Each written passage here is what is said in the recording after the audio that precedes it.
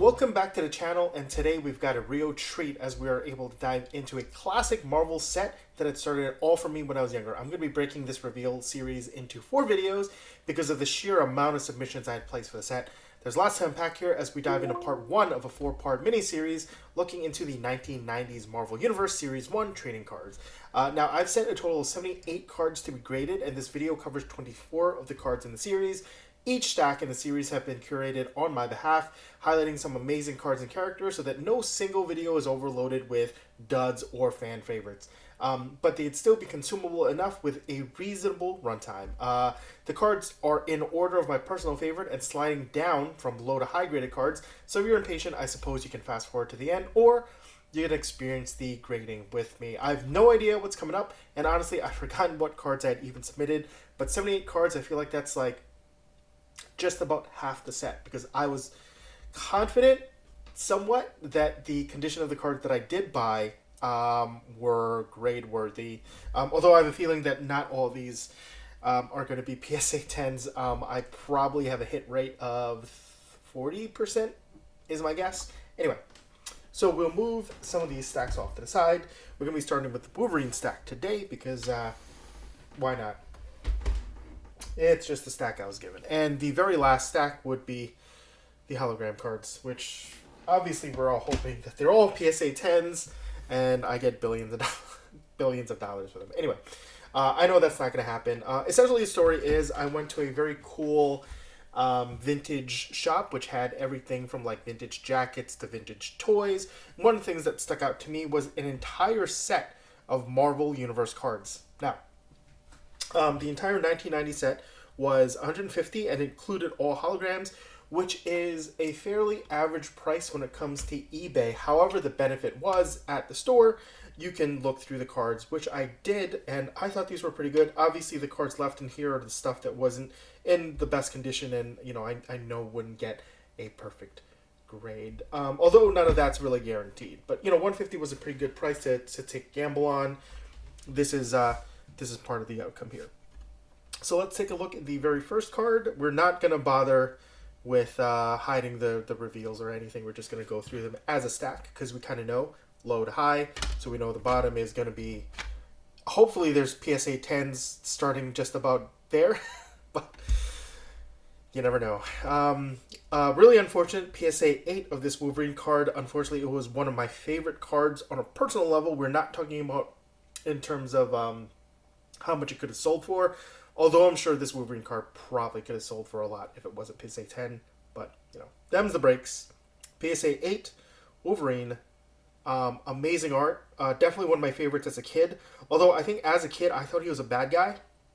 And why wouldn't you think he was a bad guy? I don't think I read the comics, but... one of the things that I actually really liked at the back was how they had their battles fought and the wins, losses, and ties, which is pretty amazing.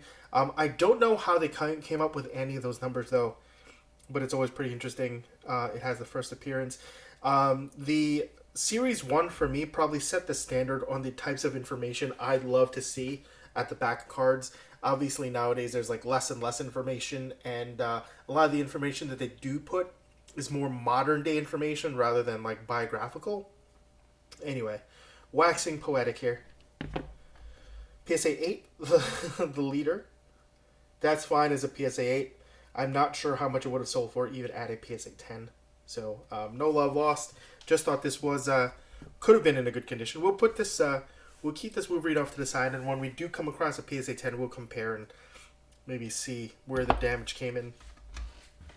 Now, this is an interesting card because it's actually really dynamic, and despite it saying Captain America at the bottom, the back of the card actually says Captain America's motorcycle, because I guess they couldn't find another character, and rather than putting some low-level, like C-level character, they've decided to put in an inanimate object. So this is sort of the PSA 9, so not too many PSA 8s, which is pretty hopeful. Again, hoping the PSA 10s come in hard, but we will see. When I was looking at the cards, they look in pretty good condition, especially for a set that you just buy at a consignment store kind of deal. Here we have Wolverine, limited series number 1. Very iconic cover. PSA 9. Very cool. And landscape card, Famous Battles, Spider-Man versus Green Goblin, PSA 9. Famous Battles. Very cool card.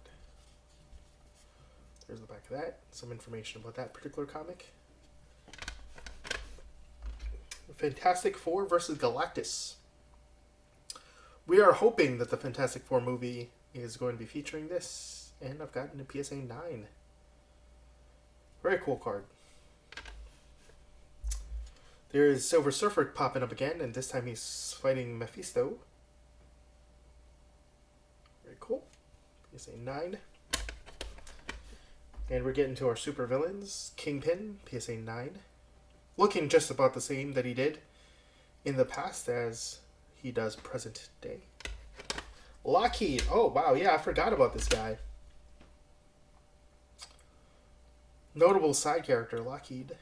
PSA 9. Yeah, I remember when looking at some of the comps for PSA 10 1990s Marvel Universe. For some reason, Nomad sold for quite a bit. Didn't know why.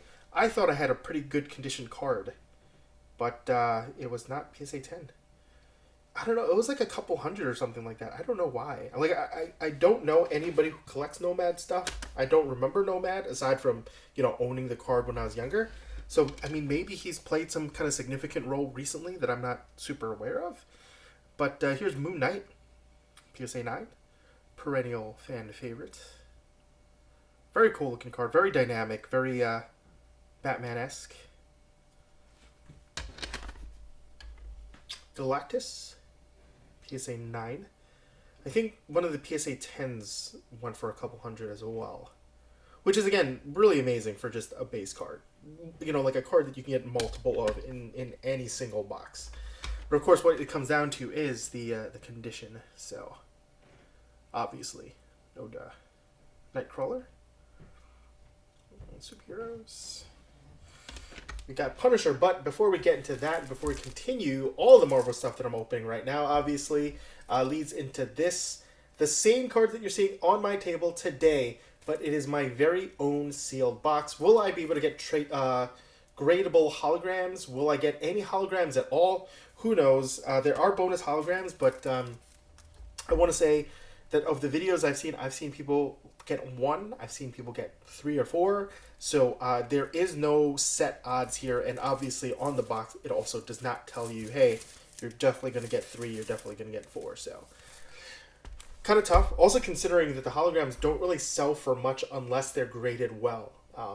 Anyway. Be sure to like and subscribe to get notifications on upcoming videos, and feel free to leave a like and a comment about what trading card sets you remember opening as a kid. I may be opening this one around the 1,000 subscriber mark, but I'm not sure if I can get there, and this is really burning a hole in my pocket. I really want to be able to open that. So yeah, so we've got Punisher, PSA 9. Oh, that's unfortunate. Stan Lee, PSA 9. Really wanted to get this into 10. This is the one of the most submitted PSA cards from this series, other than like the Spider-Man.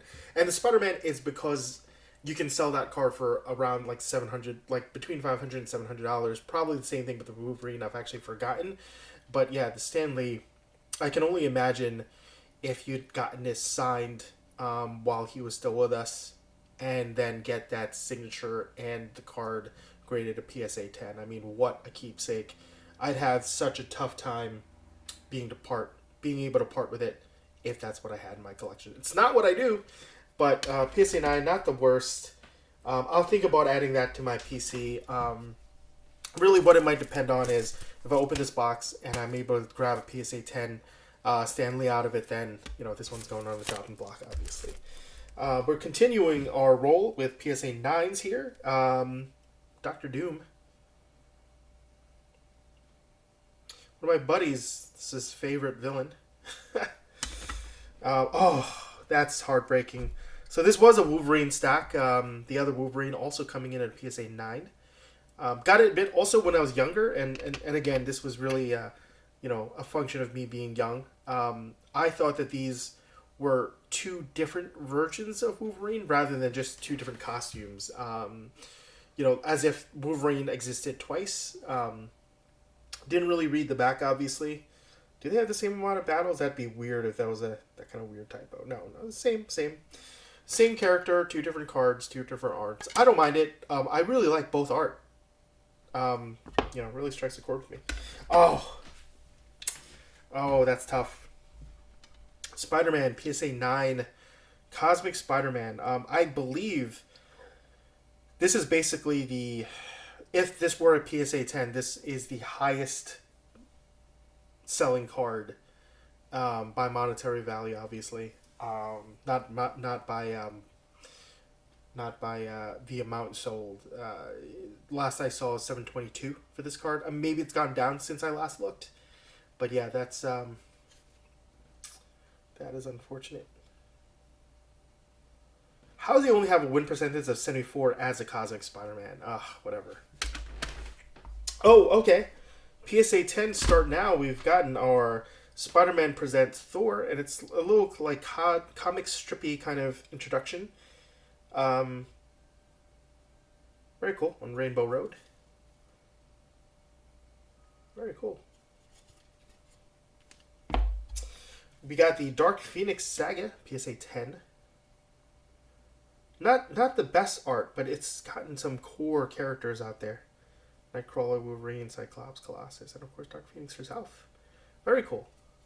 Very cool to add that to the collection. We've got Nick Fury on a PSA 10. Not the Nick Fury that everybody knows nowadays.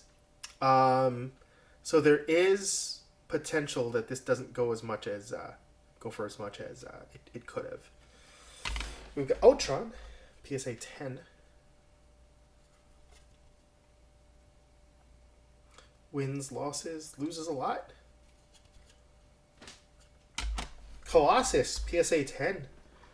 Nice. Something feels a little bit off about this. Does Colossus usually wear a shirt? Or is pants a different color? Or does he wear pants? I don't know. There's something a little bit off about this, but I can't place my finger on it. PSA 10 Colossus. Very cool. Oh, nice. And the final card in the stack, Iron Man, PSA 10. One of the more popular characters nowadays, but back then, more of a B or C level character. Super popular nowadays, thanks to Robert Downey Jr. Very cool. So I do put a lot of the cards that I grade or rip here on my eBay store, so check that out. Lots to unpack, all one word. Maybe you can catch some of them while they're still at auction. Be sure to follow me as well to be notified when auctions or buy it nows come up. So what was your favorite card from this graded lot? Did you send in cards that get graded with PSA as well? How did that turn out? Did you grade the same cards that I did? Especially when it comes to this set, I feel like a lot of people are definitely grading the Spider-Man and the Wolverines. So leave a comment, let me know. Thanks for watching, and well, good luck on your next submission.